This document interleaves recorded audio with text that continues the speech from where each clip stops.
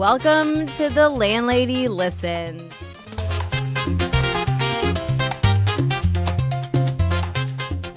The podcast where we talk all things real estate, development, and the mindset it takes to build your dream life. Okay, hey guys.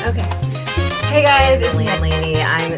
I'm your host, Meg Hayden, real estate broker, new construction expert, and a believer in making big visions into a reality. So if you're ready to build it, dream it, and live it, let's dive in. Hey guys, it's Meg Hayden from The Landlady Listens. I am so excited for today's guest. Alicia came to me. She said it's time for her to tell her story. And I'm just so excited to have her here to share her story of all the triumphs and the ability to just show up, heal yourself, heal the generational trauma. And without further ado, hi. Hello, How Meg. are you? I'm good, and you? Thank you for coming, babe. Happy to be here. Yeah. So tell everybody a little bit about yourself. Okay. Well, my name is Alicia Brown, and I am with the Mellow Group. Just started, brand new agent. Super excited about that. But yeah, I'm just making strides in my life. Where do you want to start? It's so much. It's so much to what actually brought me here. So it's kind of like a destiny type of story, rags to riches, right here in the middle of it all. And I just want to let the world know, if I can do it, you can do it too. I know there's so many people out there that's in the dark that have similar situations to myself, where I just want to let them know, if I can do it, you can do it too. There's no secrets about my life. I want people to see it. So I love it. We were talking this morning, and I love the fact that we were talking about number one, just knowing that there's more for us, right? And so talking about entrepreneurial journeys in whatever capacity that is. And so you started your entrepreneurial journey as a tea company. yes, Which is so cool, and it's delicious. And I really thank you. The thing that I was thinking about too was I love tea. And I love tea for the meditative part of it. Yeah, for sure. Where it's an opportunity for you to hold something hot in your hand. Oh, yeah. And to take a deep breath. Mm-hmm. And to kind of find that silence and that space.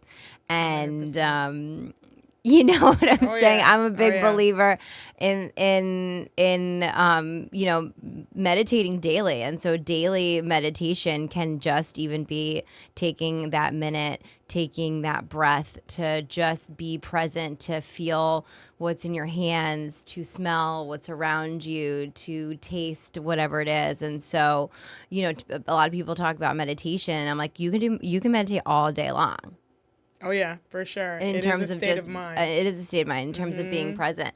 So take us a little bit along your entrepreneurial journey, and take us a little bit about your entrepreneurial journey. Tell us a little bit about it. Well, yeah. So I started Zenacious Roots, and the whole idea started in 2023.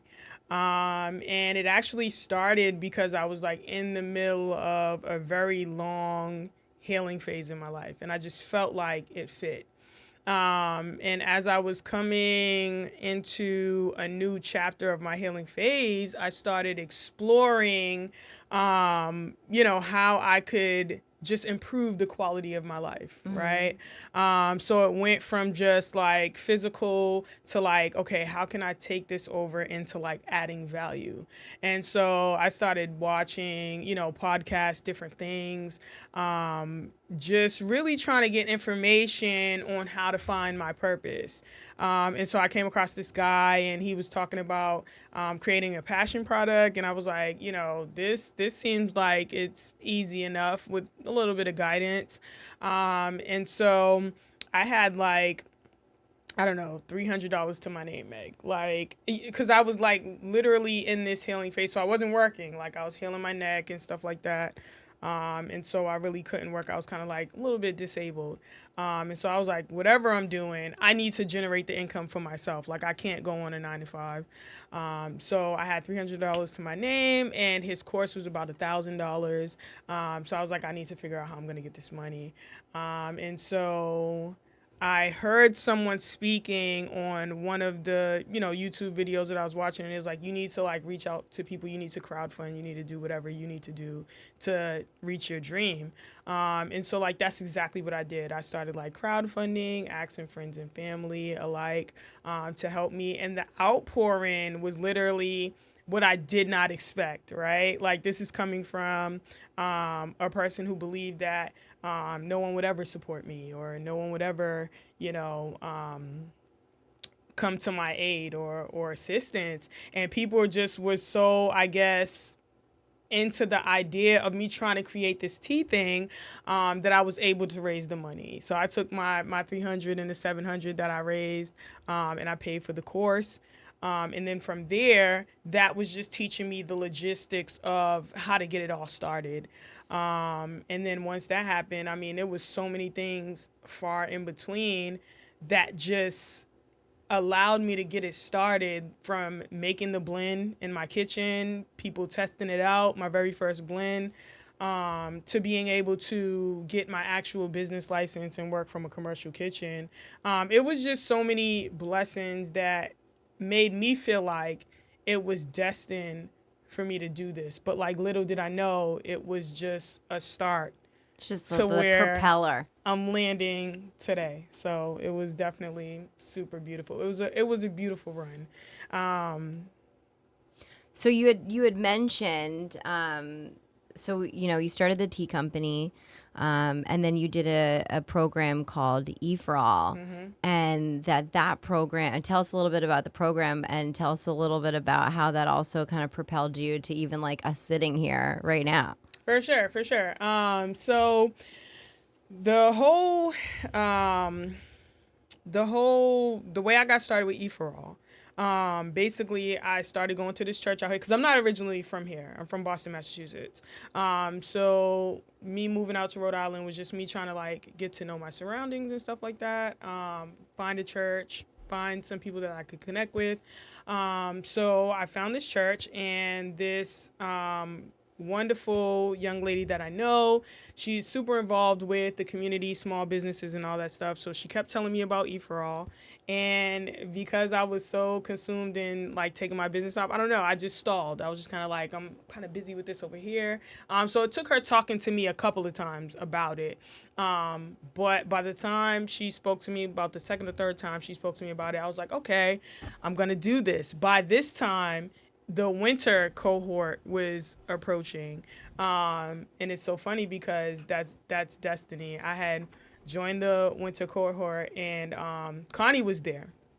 She was just on the podcast too. She's so super cool. She's just so like, oh my goodness, her confidence and everything. I love it. Like, it's unmatched. Like, the way she just meshed her whole companies together, like the roller skating and the real estate is genius. But at that time, though, in E for All, I was like, this idea is crazy. Like, I don't even know how she's going to do this.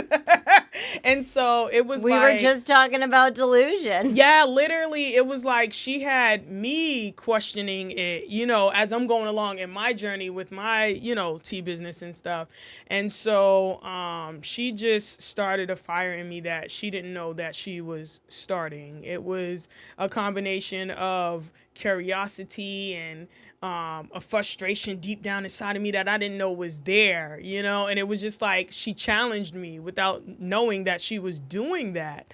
And so close to the end of our cohort, she invited all of the women to accomplish her, and she just sent out a group text. And I literally, without even telling anyone that I was going to do it, I just paid for my ticket. And I was like, I have to be in this room. Like, whatever the sauce is that she's sipping, whoever else is sipping in that room, I need to be in that room. Like, I need to know what the sauce is. You know what I mean? So, yeah. And accomplish her, our friend Jen Mello, who was also on the podcast, she created this wonderful network of women from all different walks of life, and has an in-person event several times a year. And Jen is just like a force within herself as well. She's just like such a special person, and so is Connie. And I think that what I've really realized, you know, we were talking about, you know, being moms and stuff like that. And probably when my son was like 5, or when my son was born, he's 5 now, I just really felt like I needed to be around other women who were just like doing more than me and doing things that I wanted to do, so that I could, you know, I could ascend with them as well. I totally understand.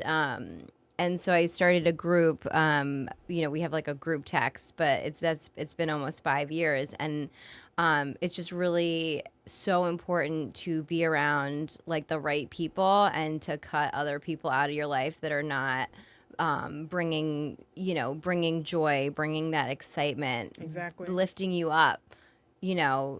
And so, you know, who you put yourself around is ridiculously important, because it's the older we get, I just feel like our time is so limited, right? With with like being a mom, you know, you're being a mom, you want to be a present mom, you're working on your business, and then you also have to, and then you have friends and like people that you interact with, and it's like that time is so limited, you know. And so and so I end up, you know, I think it's so important to really make sure that you're around people that are good vibes, and doing things, and just like doing cool things, you know. I agree 100%. And connectors and stuff like that. And so but tell me a little bit about now your real estate journey.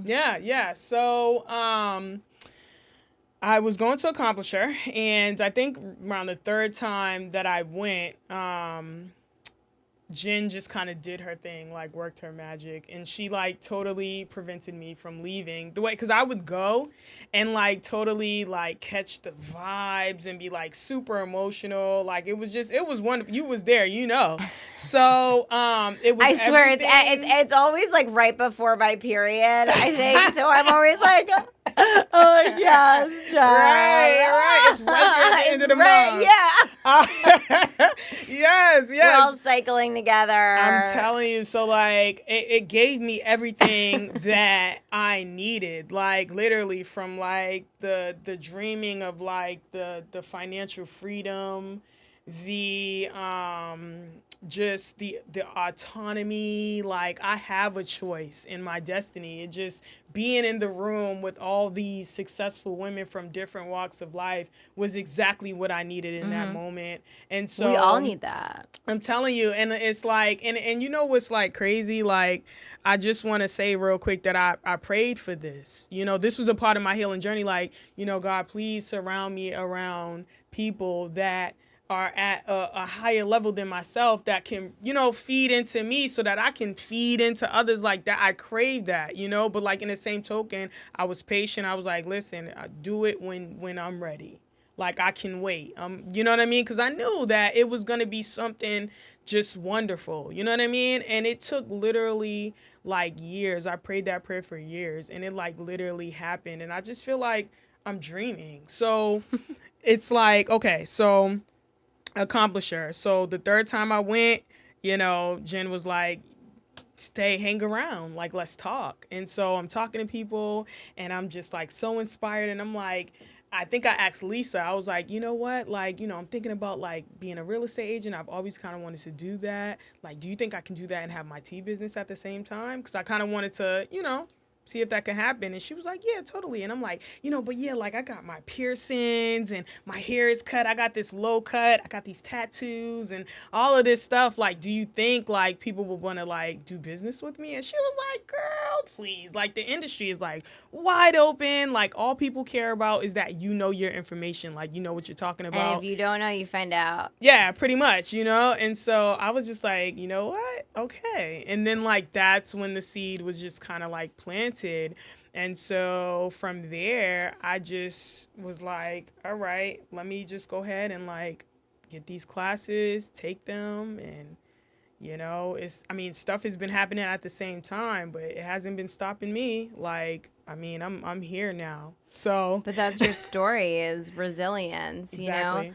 And I just think that, when we were talking, you had just talked about that you want people to see, your, like you said, your rag to riches story. Exactly. And I think it's really important because I think that, we all come from different backgrounds.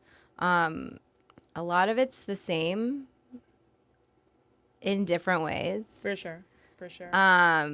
We all have trauma and I think it's really about facing that. So it's like, are you going to re-victimize yourself from what has happened to you? And so then you go through life for years carrying all this not worthy, not good enough, and it shows up in, it happens in different ways, but it shows up, as an adult. And so just like talk to me a little bit about that healing journey that you started. For sure. The crazy part of what you said about like sometimes we re-victimize ourselves, that thing is so sneaky. Sometimes you don't even know that you're doing it, right? Like the mind is a powerful thing. And the most powerful thing. It'll pull out all the stops just to make you think it's trying to keep you safe. And it might be like to your detriment. You know what I mean? And so like I really believe in the power of like that mentorship, you know what I mean? Like even if it's you watching those podcasts, like myself, like watching those podcasts to lift you up, even if you don't have an actual physical person coming in and having those conversations with you, doing something in the meantime until you get that, if you get that, you know what I mean? Free and that's accessible. Yeah, exactly. So like that was a part of my whole healing journey. A lot of the times I'm having conversations with people and when I'm having conversations with them, I'm looking at myself through them, right? Like coming from that side of, okay, everything's going to be all right. When I hear their problems, everything's going to be all right. Like all we have to do is come up with a solution, and hearing them be my old self and being like, no, like this is going on, that's going on, it just won't stop, I can't make it stop, and I don't want to hear somebody tell me it's going to be all right when I'm in the middle of it and it hurts so bad, you know what I mean? But having walked that journey and having utilized the resources around me to literally be like, no, I don't want this for myself. You know what I mean? Like now I have 2 daughters that are looking up to me, and if I don't get myself together, they are going to be catching all these broken pieces. And that's not fair to them because they did not ask to be here. I had to literally be like, okay, everything that's attached to my pain, everything that I've been carrying all these years, I have to let it go. I can't feel guilty for letting it go. And anybody that was a part of that period in my life, if they don't understand that I had to let it go, then I got to let them go. Because like now I'm 40 years old. Something just clicked. When I turned 40, the healing began when I was 32. And so that was that whole painful process, the tears, the rage, the just getting through all of that. But something clicked, and I hear that a lot from women that like get into their 40s and stuff. They be like, I just turned 42, yeah. I'm telling you, it's like you get to that point where you're unapologetic for the progress that you made, because nobody understands the nights that you cried. Nobody could ever be there for you in that capacity like you had to be there for yourself. Many a nights. But you always do. No, literally. I mean, you always have to be there for yourself. It doesn't Literally. matter. It doesn't matter at what point in your life. Is like you're going to have to always realize that, like, it's just you, baby girl. That's it. Yep. No one's coming to save you. Yep. You're not going to change. Your face isn't going to be different. You got you. Like, you got to love that. And you have to start. For me, it was really just about, even like a couple years ago, just like I was like, all right, I'm just going to do like good things for me, like in my body. So that was like eating healthy, drinking. Like I started 75 hard. So like part of the program is like, you're on a diet and like you don't drink and you work out and you read. And I'm like, these are all great things.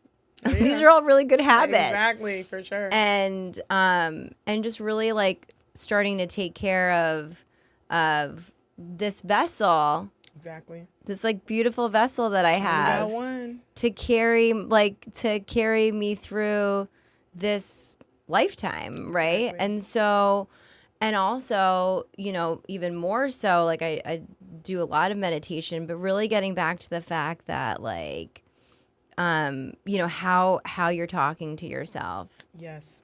And like, and I teach that to my kids all the time, and there's a really great book that I read called The 4 Agreements. I don't know if you've read it, but it's a fantastic one. So check it out. The 4 Agreements, the first agreement is, be impeccable with your word to yourself.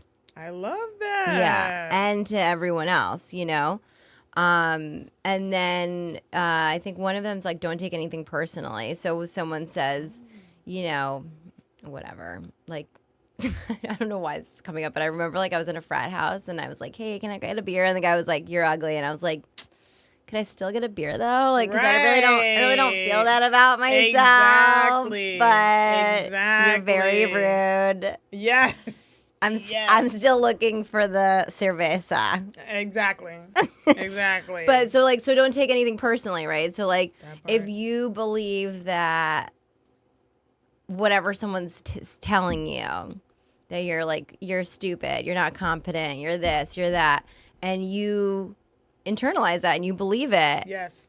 It's like, I don't have to believe any of what you're saying to me. And then the other one's like, always do your best. And I forget the third one. I think it's something about like, don't assume anything about anybody. Right. But the being impeccable with your word and the like not taking any, anything is, I think it's really important. And so being impeccable with our words is so important. And you're right. Like, as a mother, and I feel this like really deeply now, like very deeply with like everything that's going on. Like we really have to start protecting our daughters and our children 100%. And creating a world and a society and a system that does that. Right. On like a systematic level. And so being a mom, we are not allowed time with our children because we have to choose money. Right. Over caring for these like little tiny beautiful humans during this very important period of time. Right. And so I feel like I do this sisterhood swap. It's a pop-up community closet. I don't think I talked to you about it, but we swap, everyone swaps like clothes, household items, like whatever they have that they don't like need or want or use anymore. Yeah. We have a space and then and then everyone, it's awesome. Everyone comes and like swaps and drops stuff off and everyone gets to like elevate their closet and consume less. And for me, I've really been thinking a lot about like, sometimes you have rage, right? Mm-hmm. And so, but that's energy. And so that energy can be funneled somewhere else. And so for me, I really started thinking about, like, what do I want Isabella's life to be like? And I feel like there has to be like 6 months to a year where we're like funding a program that allows mothers to be home with their kids. I love that. And we have to, like, so for me, I'm like, okay, I got me. Okay. I'm feeding my body nourishing food that's going to make me strong and give me energy. And I'm feeling my body, and I'm saying, like, all right, does this make me feel good after I eat it? Does this make me feel tired after I eat it? Like, whatever it is, you know? And also, like, not indulging as much. Like, sometimes I'm like, why am I eating, like, a bagel and a half at, like, 10 o'clock at night? Like, there's no, like, you could have had, you had your half a bagel at, like, 7 o'clock. Yeah. Go to bed. Yeah. What are you doing? Settle your mind down. Yeah, it's just like, but I get bored, and I'm definitely like a night eater. However, but so it's kind of like getting back to that fact of like just like doing like what we like know what we need to do. Right. It's not rocket science. It's so true. I hear like what you're saying, and I see so much of myself in that. Like, that's the phase I'm in right now, right? Like, eating right, listening to my body, stuff like that. Like, you know, I've spent quite some time just trying to figure out what my body was telling me and couldn't really figure it out. And now I feel like I kind of got a handle on it. And so, yeah, like, even with the overindulging and stuff like that. You're like, just get a banana, Meg. Yeah, like, literally, like, I used to have a serious addiction problem, you know, and that was a part of my healing journey too. Like, just, you know, some people think that, and to each his own, however I'm not judging anyone else, but for me, it was a problem. Like, the smoking weed and the drinking and the occasional use of drugs and stuff. It was just a lot. And I realized that it wasn't helping me to, like, at the time, I thought it was serving a purpose. But I realize now that it wasn't helping me with anything. In fact, when I wasn't using it, it was like making me feel like anxious, like I needed it. And it was a part of it. I feel like it helped feed into the depression that I was feeling. But then it was like, eventually it was just like my body couldn't even take it anymore. It just my body snapped and was like, I can't take any more of this poison anymore. And because it is poison. My mind hadn't caught up with that yet. So in my mind, I'm like, what is going on? Like, this is unfair. I like smoking weed. I like drinking, all that stuff. But like, my body was like, nope, no more. And so I had to start to deal with all of that stuff that was packing down. And at the same time, it was like I had gave birth to my first daughter, and then the postpartum and all that stuff. And so, you know, it was a lot, but I feel like I'm a better person for all of that stuff that I experienced, which is why, like, now it's like, you know what? I don't care. Like, I want people to see the good, the bad, the ugly, the pretty, all of it. I want them to see all these different versions of me. Exactly. And I feel like a lot of people don't do enough of that. Like, people get on social media and they want their lives to look so polished and everything so perfect, but that's not real. There's people looking at you and they're measuring their situation to yours, and that's not fair because it doesn't seem like it's an even playing field. And so I want to be a part of the people that's like, look, I want you to see this in real time, because I know that there's people out there that's suffering, that have gone through the same things that I've gone through, that suffered from the addiction, that suffered from, generational traumas and stuff like that. And they need to know, like, I can get out of this. Like, they don't have anyone to talk to right now. So who's going to be that person to say that thing that's going to make them feel like there's hope? I want it to be me. I feel like, you know, I'll at least be one of the ones to do something like that, you know? I totally agree. And I think that at the end of the day, like, it goes back to, like, it starts with you. It starts with that day where you're like, I'm done. I don't want to be mad. I don't want to live like this. Yeah. And unfortunately, like, we are not taught we don't have any tools. Like, we're literally not taught any tools. And so I feel very inclined. Like, I do a lot of meditation. I do journaling. I do gratitude journals. I walk a lot. I walk a lot. I love walking. We'll have to get we do group text, and I'm all about the group text because I'm all about accountability, right? Yes. And I feel like it's so much easier to do stuff together. It's true. That's true. We are stronger as a collective. We are. And it's easier to show up for someone else than it is to show up for yourself. And so, but when it comes to, so I do 20 minutes a day. We all walk because we're like 20 minutes. There's no excuse. Yes. To not do 20 minutes. Exactly. And then if you don't do, you make it up the next day. So doing like 40 minutes, it's like not terrible. Right. But I'll add you to our walking group because it's great. I love great. that. I would love to be a part of that. But it's also like, so anyway, so there's all these like really simple tools, right? Yeah. And I'm doing them for me. And I just feel like, and I feel like a lot of times too, like moms and stuff, they're like, oh, I'm on this like diet. I'm eating like super healthy. But then they're like feeding their kids like chicken nuggets and fries. And I'm like, I know. I'm guilty of that. But it's like, what are you doing? Make the same, like we have to teach them. Yeah. So, but not even like the food, it's like the gratitude at night. I have my kids, we say what we're thankful for. Yes. We like before they get on the bus and if I drop them off at school, I'm asking my kids, well, number one, I do the I ams. I am strong and kind. I love that. I am, and like and your kids come up with like just like my daughter will be like, I'm an artist. I'm this. I'm smart, and it's so great for them to come up with that. But then I think it's really important to like help other people, right? And so like by helping other people, it allows you to heal. Yes. By helping other people, it makes you happy. Yes. So I tell my kids every day, I'm like, hey, make sure that you do something nice for someone. That means a smile.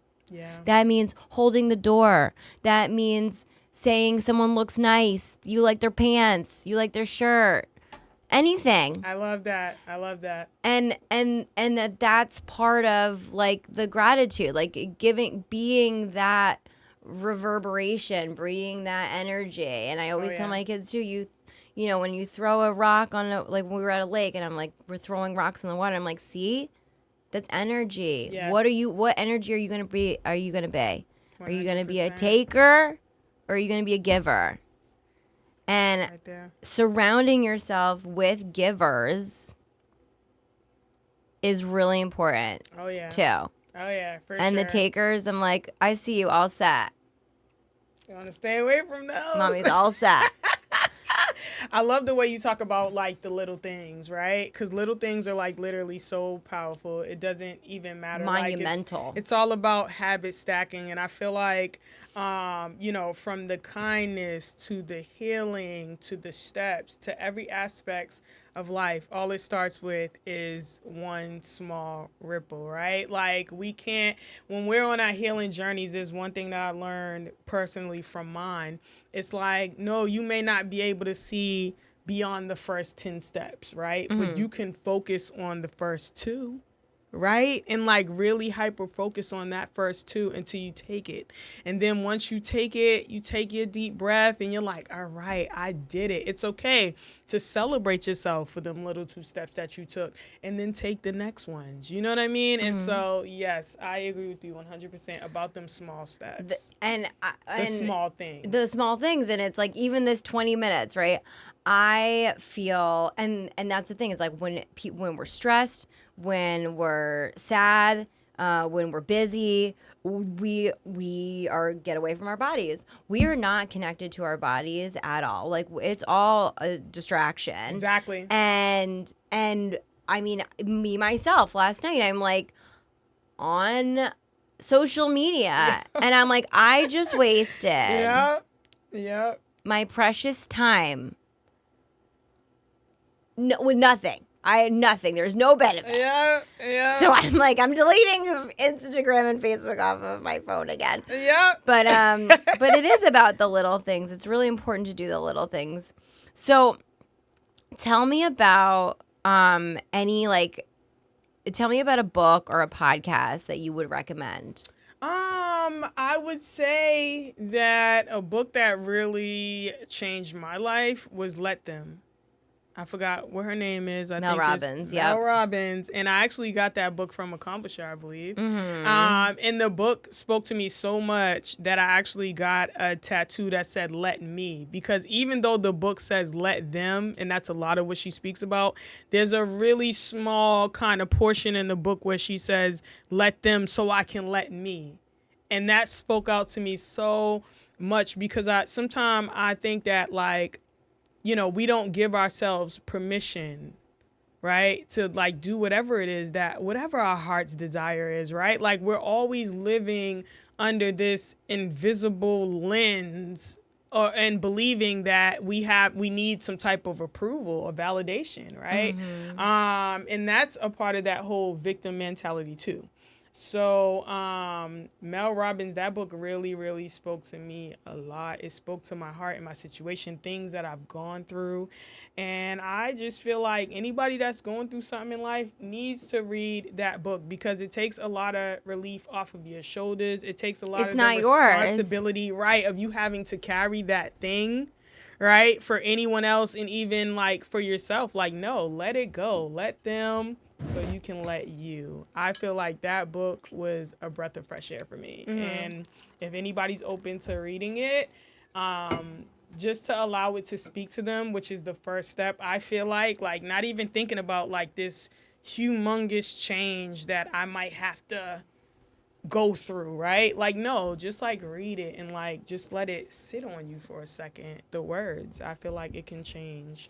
Totally. And I loved Mel Robbins. Like, she was just talking about even like people's capacity, right? Like, there's people that are like like whatever, like growth mindset or not, whatever the opposite is. Right. And so closed-minded. Yeah, closed-minded, or just like that they think that they're always going to be stuck, right? Right. So it's like, or just understanding that people like aren't like you, right? And they only have this capacity to do whatever it is, and you too only have capacity to do certain things, and we're expecting so much from other people. And if they're not dealing with their trauma, their re-victimization, just all that, it's like, let them, you know what I'm saying? Like, you have to let them, because you just can't. For me, like, being able to realize that, like, there's only like some people just it's their capacity, and so you almost can't knock them. Yeah. That was a hard thing for me to grasp before I read that book, because I always kind of wanted to come to people's aid. Like you said, it was a part of my healing. And some people don't want that. Some people, sometimes they just want somebody to listen, or like you said, they don't have the capacity that you now have. Right. And so it's just, understanding that. And I feel like it's given me so much relief to kind of, and sometimes I slip up a little bit at times. Somebody will talk to me. It's a daily practice. And I'll just be like, yeah, let's just like, we can do this. And they're like, whoa, wait a minute. Like, I don't need you to tell me. Right. And I'll just be like, you know what? I apologize. Your story matters. Your voice matters. If you just want to vent or whatever, that's what I'm here for. That's right. You know, simple as that. That's right. I love that. And then if you were to give people your mantra, what would your mantra be? Oh my goodness. I think that my mantra would be the highest form of self-love is taking care of myself. That's what it would be. Like, I think it's the high, and I tell my daughters that, and I have them say it back, like, as far as, because their growing journey and stuff like that. You know how kids can be sometimes. Sometimes they want to cut corners, and they just want to go have fun and stuff like that. And I tell them, like, you guys are little ladies, you know, like, the highest form of self-love is taking care of yourself. You can't do anything for anybody else before you got to make sure you're good first. That you know what I mean? foundation needs to be strong. I love me. You know, that's the phase I'm in right now. Like, I really love me. I love hanging out with myself. I love, like, just me, the different quirks of who I am. I love reading books. I love, like you said, walking and all that stuff.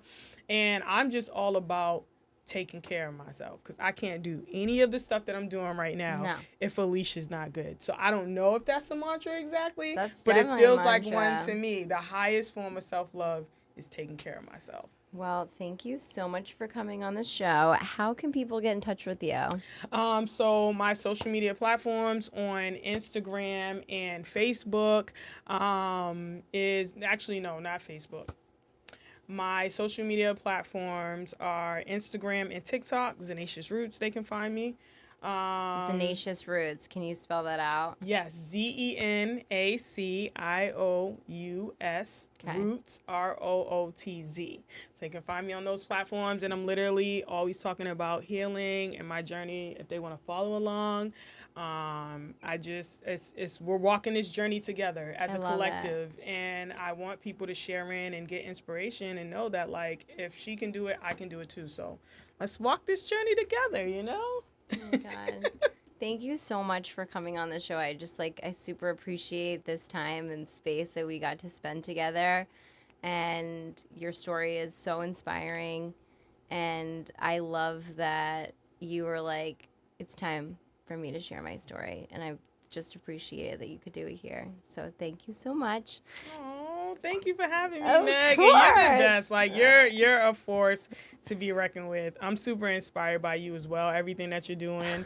You are a rock star. So thank you for having me. I am super honored to have shared this moment with you. Oh, yeah, I love it. That's why I love the podcast. But that is it for today's episode of The Landlady Listens, where we turn vision into reality. Remember that success starts in your mind before it ever shows up in your life. Keep believing, keep building, and most importantly, keep taking action. And until next time, trust the process, bet on yourself, and go create the life that you deserve. And don't forget to like, subscribe, and share this episode with someone who needs to hear it. Thanks, guys. That's it for today's episode of The Landlady, where we turn your vision into a reality. Remember, success starts in your mind before it ever shows up in your life.